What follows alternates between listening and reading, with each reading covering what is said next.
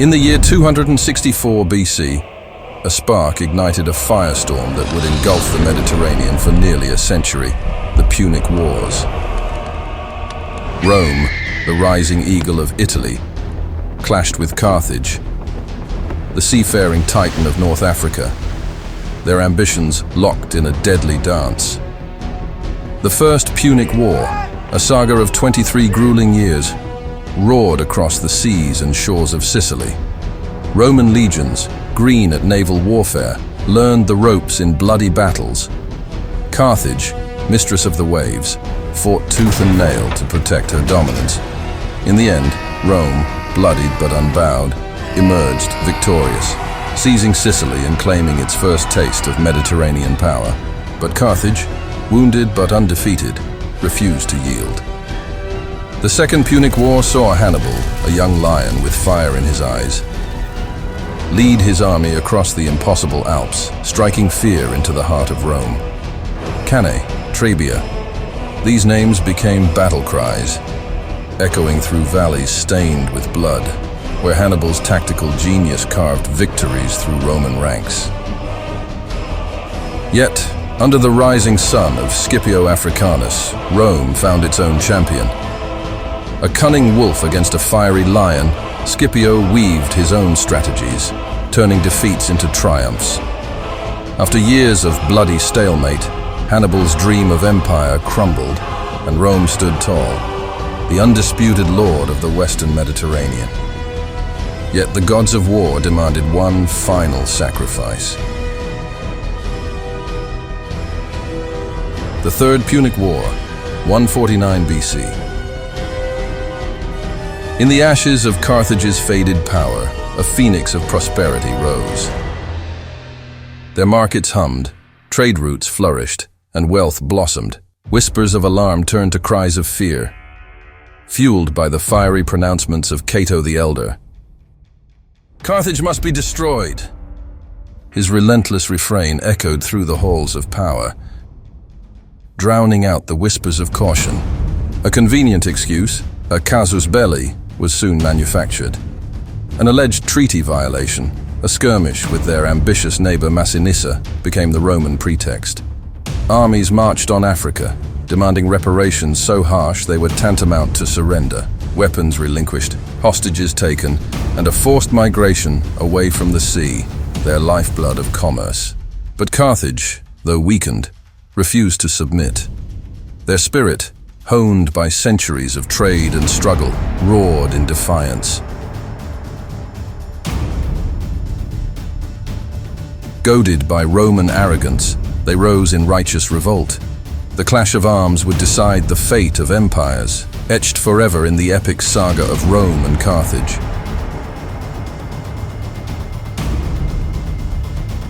Cornered but unbowed, transformed its workshops into forges of war. The city bristled with a desperate defiance. They knew a siege was coming, and they prepared for it with the grim determination of a cornered beast. In 149 BC, the Roman storm came crashing down. For 2 arduous years, the siege raged, a stalemate of ingenuity and bloodshed. Romans, under their seasoned commanders, lacked the spark to breach the Carthaginian defenses. Then, fate intervened. A young officer, Scipio Africanus The Younger, stepped forward. His lineage held the weight of history. He saw not just walls, but a lifeline, the harbor. With a boldness born of strategic genius, he erected a colossal wall, severing the city's maritime artery.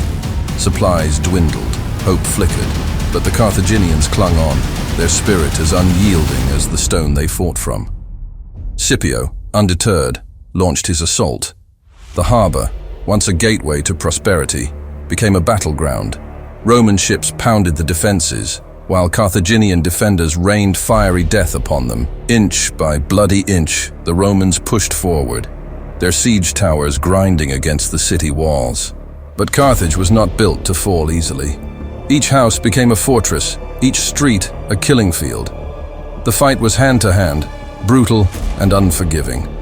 The screams of the dying echoed through the narrow alleys, a chilling symphony of war's cruelty. Slowly, inevitably, the tide turned. Houses fell, streets were breached, and the Carthaginians were pushed back, step by agonizing step.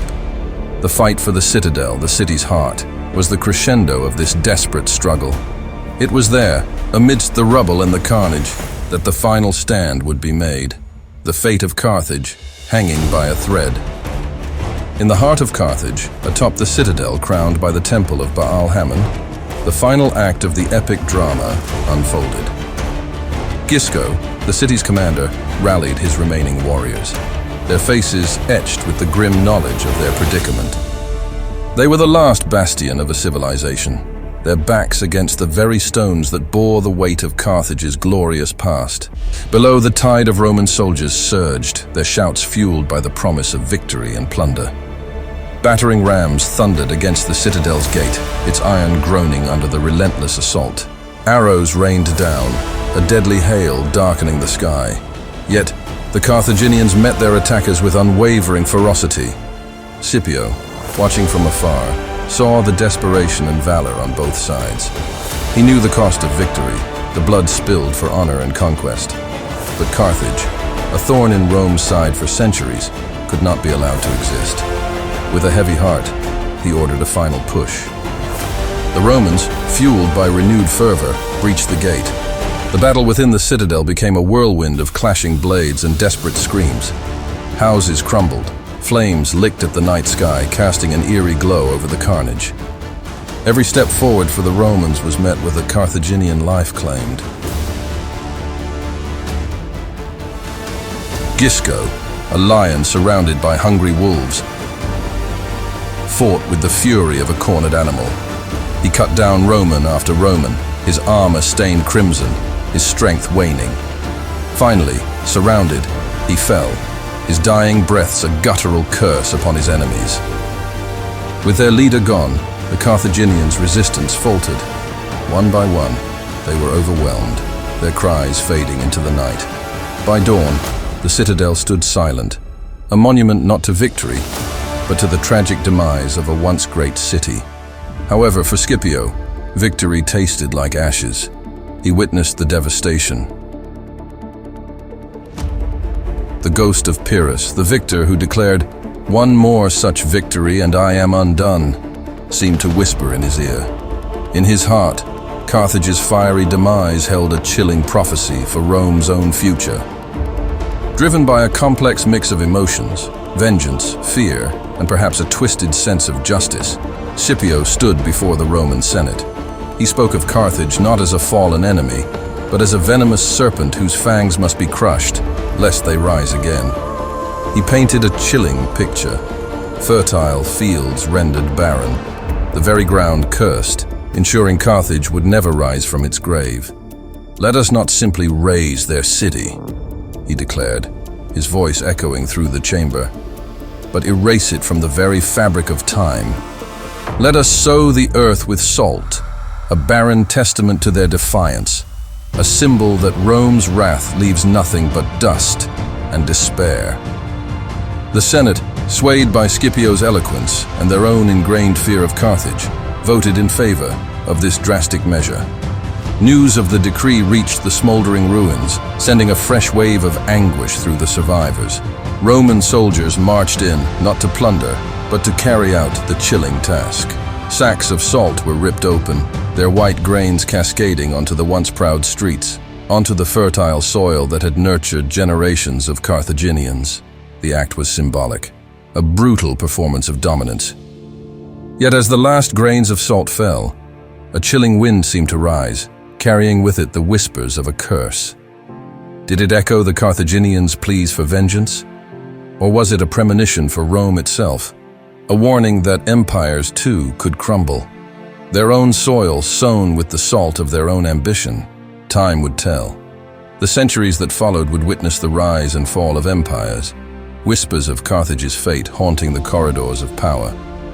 Would Rome, intoxicated by its victory, tread the same path of hubris and ultimately face its own salting?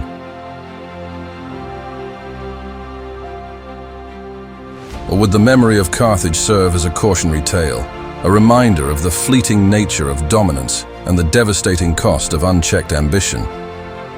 The answer like the wind carrying the whispers of the fallen city, would forever remain veiled in the sands of time.